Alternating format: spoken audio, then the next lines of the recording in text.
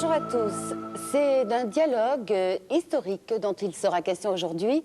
Un dialogue qui s'est déroulé en 1994 à Dharamsala entre des scientifiques occidentaux reconnus et renommés au plan international et sa sainteté, le Dalai Lama. Pendant près d'une semaine, il a été question du sommeil, du rêve et de la mort et des états de conscience connus de part et d'autre dans ces différents domaines. Francisco Varela est à l'origine de cette rencontre. Il a été également acteur et témoin privilégié de ces échanges exceptionnels, des échanges dont nous allons partager quelques moments forts avec lui aujourd'hui. Francisco, bonjour. Bonjour. Alors, vous êtes né au Chili en 1946, vous êtes docteur en biologie, écrivain, connu dans le monde entier pour vos travaux de recherche, notamment en neurobiologie, et vous êtes actuellement directeur de recherche au CNRS à Paris. Alors, cette rencontre est la dernière d'une série d'entretiens qui a commencé en 1987. Comment ça s'est passé au départ ? Et ça s'est passé avec toute la spontanéité de la première fois. C'est-à-dire, il y avait l'intérêt manifesté pour sa sainteté et de faire quelque chose parce qu'il voulait approfondir le dialogue avec des scientifiques. On s'avait rencontrés avant et de ma part, moi, j'avais une grande passion pour cet échange. Donc, on a inventé comme ça, presque de rien, cette idée, cette plan, ce design d'une rencontre très cloisonnée, littéralement dans son salon, à Dharamsala. Quel est l'objectif de ces échanges ? Ce qui m'intéresse, ce qui nous intéresse, ce qui intéresse aussi à sa sainteté, en général à la communauté bouddhiste, je pense, c'est d'entamer un dialogue de beaucoup de respect avec la compréhension du monde qui vient de la science, notamment de la conscience de l'esprit. Ce qui demande évidemment qu'il y a cet énorme gouffre entre des énormes traditions, oui. Il faut aller avec vraiment des pas des princesses. Oui. Et donc, c'est ce qu'on essaye de faire. Donc, ce ne sont pas des résultats spectaculaires, mais il y a un travail de fond qui se fait. Et maintenant, on a quand même accumulé énormément d'expériences et beaucoup de résultats par les coups. Donc, c'est quelque chose qui, pour moi, va avoir un effet à long terme, disons, d'ici à 10, 15 ans. On verra vraiment les plantes pousser de ces petites origines qu'on a plantées. Alors justement, vous disiez qu'il faut aller avec des pas de princesse.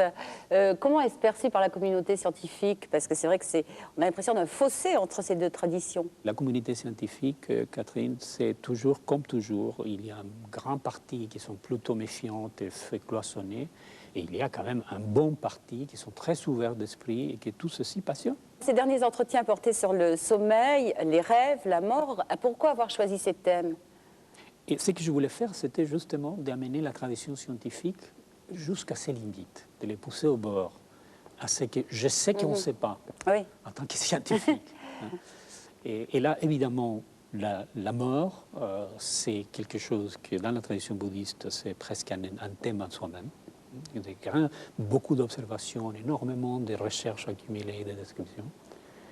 Et également du rêve. Mais du rêve du point de vue d'un traitement actif du rêve, c'est-à-dire le rêve lucide, par exemple, les techniques de travailler avec les rêves comme une technique de méditation.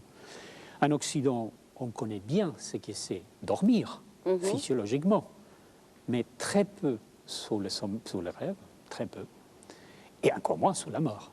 Donc là, on avait, si vous voulez, une situation de chevauchement partiel, mais où le bouddhiste, il était très fort dans son domaine et les scientifiques très faibles. Donc, je voulais voir ce que ça donne. Voilà les résultats. Alors, pour commencer par le sommeil, qu'est-ce que ça a donné ? On va juste l'effleurer parce que vous avez consacré tout un livre à ce sujet que je recommande donc aux téléspectateurs. Alors, le sommeil, la point de vue des scientifiques, la point de vue des bouddhistes. Un des choses intéressantes, c'est que dans la tradition bouddhiste, on avait repéré. Ils sont très intéressés, vous avez comme toujours dans la tradition bouddhiste, à garder l'esprit toujours présent, éveillé. La tradition de présence attentive, je dirais en français. De vigilance. De vigilance, je n'aime pas trop le terme, ça a l'air un peu trop tendu. Oui. Mais une présence qui est attentive à tous les moments de la vie. Donc, en particulier, une présence attentive, une véritable présence avec les moments de l'endormissement. C'est-à-dire les passages entre l'état d'éveil et l'état de sommeil profond, qui est une espèce de noir. Bon, là, il y a une transition que la tradition bouddhiste, surtout les Tibétains, énormément examinée. Ils ont distingué des étapes. Oui, parce qu'il y a un vrai travail sur le sommeil, le rêve dans la tradition tibétaine. Voilà. Il s'avère que justement, dans la tradition scientifique, en utilisant des études d'électroencéphalographie, par exemple, on distingue aussi des étapes, ce qu'on appelle les phases du sommeil. Il y a 4 phases de sommeil avant de l'endormissement complet, disons, où on voit la personne vraiment complètement partie. Et c'était passionnant, et on peut le trouver dans la discussion justement de cet ouvrage, comment là, il y a une énorme coïncidence entre cette description externe et ces descriptions phénoménologiques ou introspectives. C'est qu'on ne savait pas du tout du côté occidental. Donc ça, c'est des ponts certains qui ont été établis entre les deux traditions. Ce qui veut dire qu'il y a cette manière de travailler en clarification mutuelle qui est un des buts de cette opération. Mais je vous signale, parce que j'aime bien réemphasiser ces points, si vous me permettez, que vous voyez là, que pour arriver à ce type de conclusion, il faut se méfier, parce qu'on peut le faire très vite. Et donner une espèce d'idée vague. Hein, des choses correspondent, génial, on va prendre un café. Ou on peut faire, ce qu'on essayait de faire là, c'est d'aller au détail des résultats expérimentaux, avec toute la technicité que ça demande. On a fait des expériences sur le champ, on a mené une machine DEG, ça sentait à regarder les ondes cérébrales. Et eux, de leur part, lui, il nous a fait un exposé magnifique sur ces états de rêve. Donc on rentre vraiment dans les détails. C'est ça la manière de faire avancer ce travail. Donc quand on dit qu'il y a une coïncidence, ça va loin quand même. Oui, alors par ailleurs, on peut s'apercevoir quand même que l'utilité du rêve n'est pas la même pour les bouddhistes tibétains et pour les scientifiques. Ben, ça, peu importe. Ou pour les occidentaux. Ben, ça, peu importe. Ce qui nous intéresse là, c'est au phénomène du rêve. D'accord, c'est les points de rencontre. C'est les points de rencontre. Qu'est-ce qu'il y a un phénomène qui appartient à l'expérience humaine? On peut l'utiliser comme l'on veut. On a le droit de devenir scientifique, de devenir méditant, ou les deux d'ailleurs, hein, ou de faire ce que l'on veut avec son rêve. Mais le phénomène de tomber dans un sommeil profond, c'est un phénomène qui est essentiel, universel à l'homme. Et c'est ça qui nous intéresse. Si vous voulez, l'objectif de la réunion, il est toujours de renforcer, approfondir la compréhension des phénomènes. L'examen, l'analyse, c'est le même esprit qui appartient à la tradition bouddhiste très forte, ce n'est pas la seule chose, mais très forte, et à la science. Alors là, on voit certains points de rencontre entre la tradition occidentale et la tradition bouddhiste. Quels sont les points de divergence qui vous paraissent les plus importants? Parce qu'il faut en parler aussi. Pour la science occidentale, et là, il y a un chapitre remarquable d'un neurologue américain qui a présenté la vision médicale des passés à la mort clinique. Et le moment de la mort clinique, c'est une espèce de ligne finale. Après ça, il n'y a plus rien.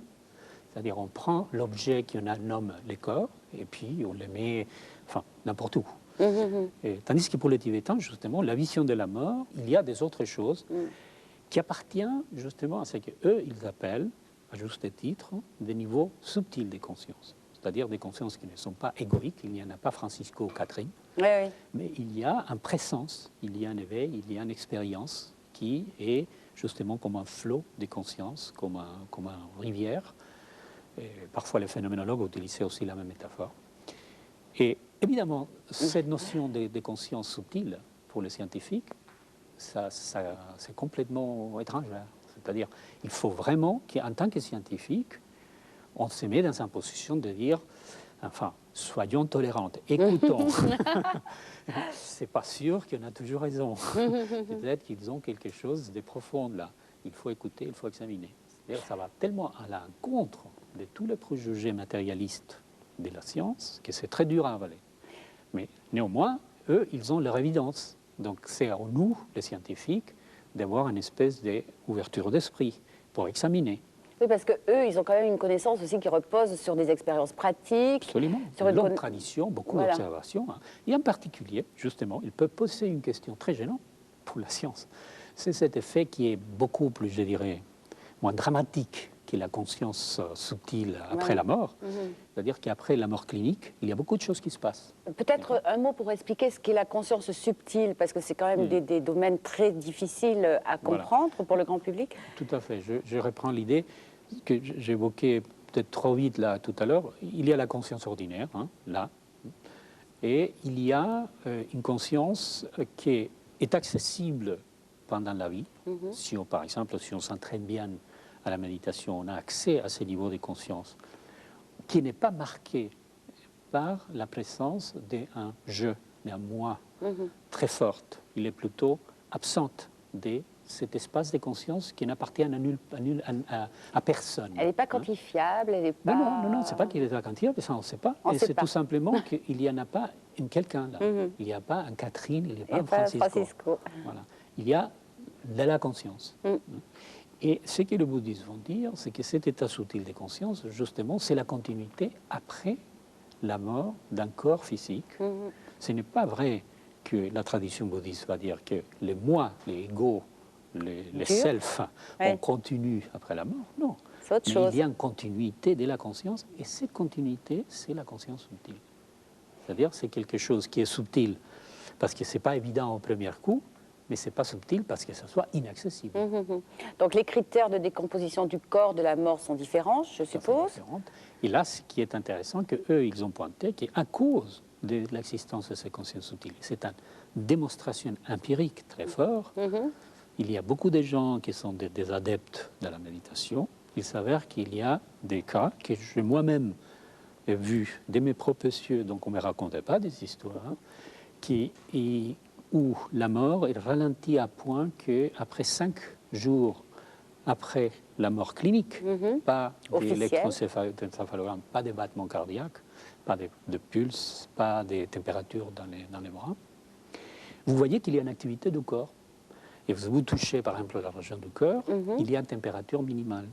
Et surtout, ce qui est impressionnant, c'est que l'état du corps, la peau par exemple, ne se décompose pas. J'ai regardé par exemple un monsieur qui était un grand méditant en fait, qui a resté 5 jours sans qu'il ait les moindres effets sur sa peau, dans le milieu de l'été indien, donc il fait chaud. Et donc ce n'est pas question que les bactéries, ils n'auraient pas fait leur travail, et personne n'avait rien touché. Donc vous voyez là, ça pose une question fondamentale à la biochimie, de dire, bon, montrez-moi comment c'est possible. Quelle biochimie pour différents corps, les corps d'un adepte et les corps des gens qui n'ont pas vraiment eu l'occasion de travailler dans sa vie, peut-être ce n'est pas les mêmes au niveau biochimique. Donc il y a une transformation qui serait éventuellement possible. Ça me semble évident. Donc là, ça pose tout de suite, si vous voulez, on évoque ça dans l'ouvrage, un projet de recherche. Alors, mais imaginez-vous, allez vous proposer un grand programme de recherche sur la biochimie des morts au CNRS. C'est un peu compliqué. Ils ne vont pas tiquer, je pense. C'est peut-être un peu trop Un peu trop vite.